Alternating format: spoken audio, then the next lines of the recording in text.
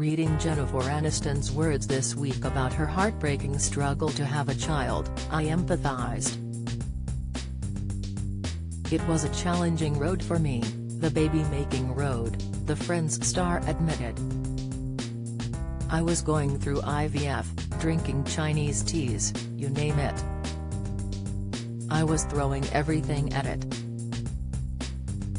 I wanted to tell her I know what that feels like, because I was in the same boat.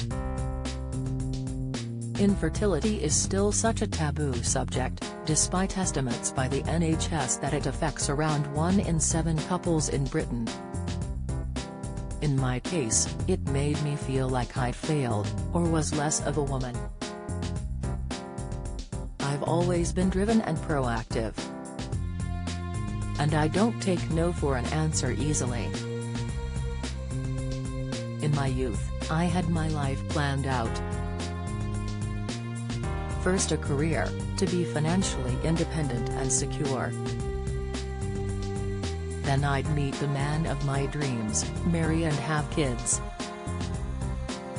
By the time I was 30, I was a regional sales manager for a blue-chip company, owned 2 properties and was well off. Despite cultural and religious obstacles, I married the man I loved and at 34 started trying for a baby. I assumed I'd have it easy.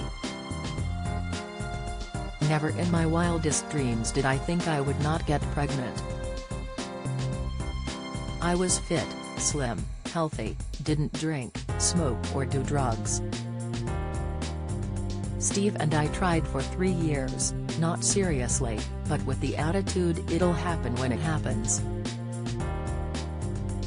Friends and siblings were all having kids, and we were often asked, "So when are you going to start a family?"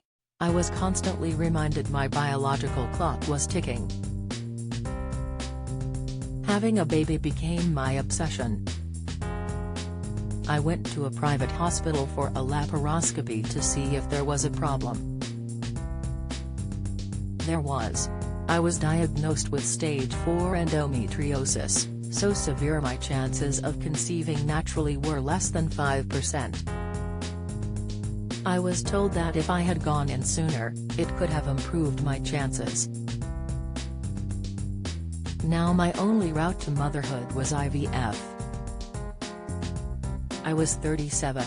I didn't know anybody who'd gone through IVF and felt so alone. It wasn't talked about, a gamble with no guarantees.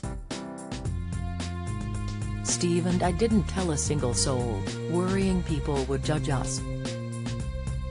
We felt like imposters.